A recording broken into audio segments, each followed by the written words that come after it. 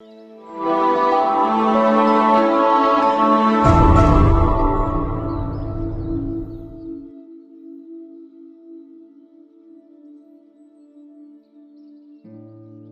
جاگتے رہو، کیونکہ تم نہیں جانتے کہ تمہارا خداوند کس دن آئے گا۔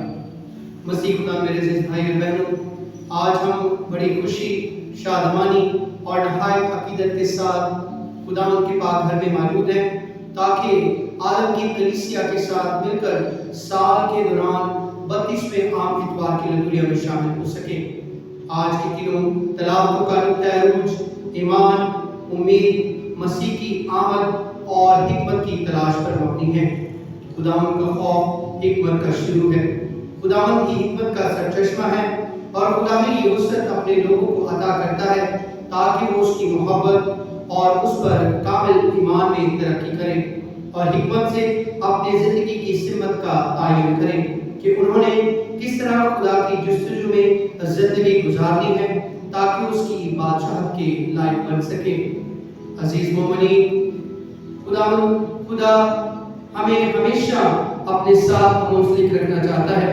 وہ ہمیں اپنی نیکیاں اور ہمیں سلامتی عطا کرتا ہے تاکہ ہم اس کے پیروکار ہوتے ہوئے ہمیشہ اس کے پیچھے چل کر زندگی میں برکات اور فضائل پا سکیں۔ خداوند یسوع مسیح حکمت کا منبع ہے، وہ کامل استاد ہے جو ہمیں حکمت کی باتیں بتاتا اور ہمیں نیکی کی راہ پر لے چلتا ہے۔ ایک استاد میں یہ صلاحیت ہوتی ہے کہ وہ مختلف سطح، مختلف طبقہ فکر، مختلف مواقع اور مختلف لوگوں سے ایک ہی طریقہ کار کے تحت نہیں، بلکہ موقع کی مناسبت سے موضوع اور مؤثر طریقہ سے گفتگو کرتا ہے تاکہ اس کی بات بہتر طور پر سمجھائی جا سکے۔ خدا یسوع کے بھی کلام پڑھنے کے مختلف طریقے و انداز ہیں، کبھی وہ معجزات کی صورت میں، کبھی الفاظ سے، کبھی مبارکبادیوں کی صورت میں، کبھی برہم ہو کر افسوس اور تنقید کے انداز میں، اور کبھی تمثیلی انداز میں گفتگو کرتا ہے۔ آج کے انجیل مقدس میں تمثیلی طریقہ کلام پایا جاتا ہے، جس میں آسمان کی بادشاہی کو 10 کماریوں سے تشبیہ دی گئی ہے۔ ان میں سے 5 کو عقل مند اور 5 کو بے وقوف بیان کیا گیا ہے۔ سوال یہ پیدا ہوتا ہے کہ عقل مند کون ہے؟ جب ہم عقل مند کی بات کرتے ہیں تو عقل مند وہ ہیں جو حکمت سے ملوث ہیں، حکمت اور دانائی سے پر ہیں، حکمت عملی سے ان کی تیاری بہتری نظر آتی ہے۔ حکمت خدا کی نعمت ہے جو اس شخص کو ملتی ہے جو اسے پانے کی جستجو کرتا ہے، جو اس کی تلاش میں رہتا ہے۔ حکمت انسانوں کو عقل مند اور دانش مند بناتی ہے اور ہر علاقے میں ان کو مل پڑتی ہے، جیسے کہ 5 عقل مند کماریاں۔ اب بے عقل کون ہیں؟ یہ وہ ہیں جو حکمت سے بالکل خالی ہیں، جس کی زندگی عقل و فہم سے بعید ہے۔ ان کی زندگی میں نہ چاشنی ہوتی ہے، نہ ہی بہتری، نہ انہوں نے فہم اور ادراک سے سوچنا سمجھنا اور نہ ہی زندگی گزارنے کے لیے بہتر حکمت عملی اپنائی ہوتی ہے۔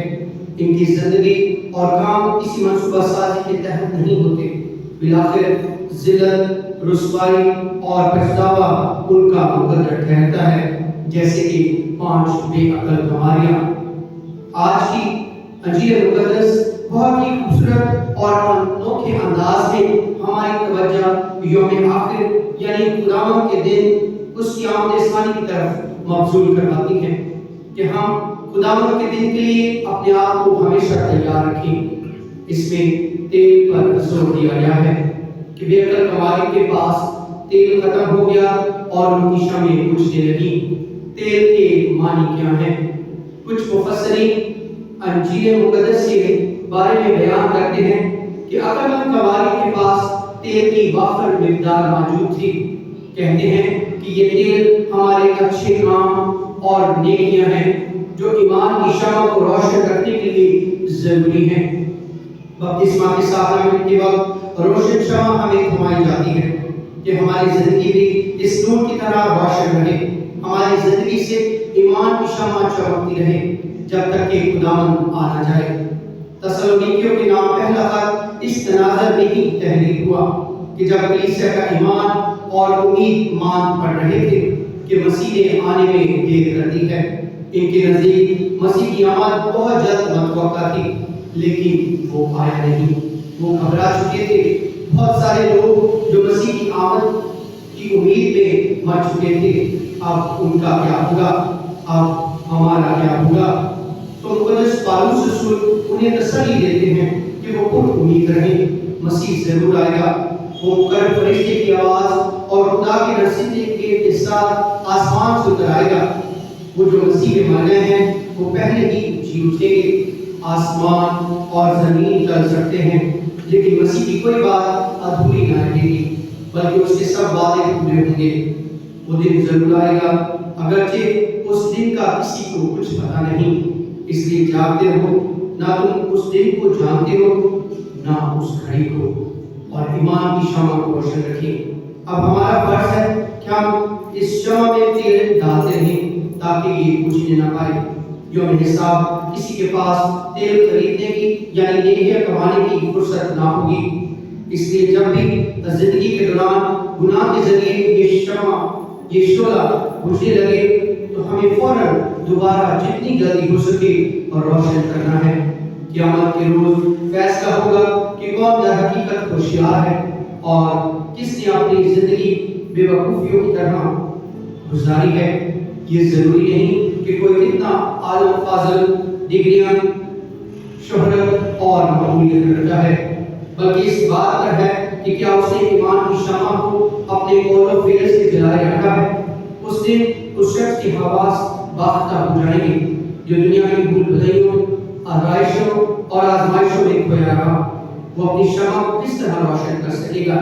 उसके लिए बेहतर होता कि वो पहले से दुल्हा की आमद के लिए तैयार रहता, अपने अखबार, अरकात सकनार, रवैयों को बदलता, खुदा के अहकाम के मुताबिक अपने कौल और फेल से ईमान की शमा को रोशन करता।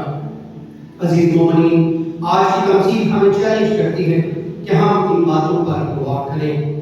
पहला, कि हम कामिल उम्मीद और कामिल ईमान के साथ खुदा के मुंतज़िर रहें।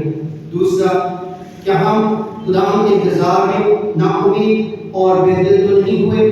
तीसरा, क्या हम अक्लमंद कमालियों की मानिंद हैं। चौथा, क्या हमने खुदा के इस्तकबाल के लिए कामिल तैयारी की है या नहीं। आए मेरे अजीज भाई और बहनों, हम अपनी अपनी जिंदगियों पर गौर करें और अक्लमंद कमालियों की मिसाल सामने रखते हुए हमें तब्दीली की दावत जो आज के इंजील मुक़द्दस में दी गई है उस पर अमल पैरा हों, और कि हम जागते रहें, दुआ करें, नेकी की काम करते हुए हमेशा अक्लमंद कमालियों की तरह खुदावंद के आने पर उसके साथ उसकी बादशाहत में शामिल हो सके। खुदा हमें ऐसा करने का फजल और कुव्वत अता फरमाए। आमीन।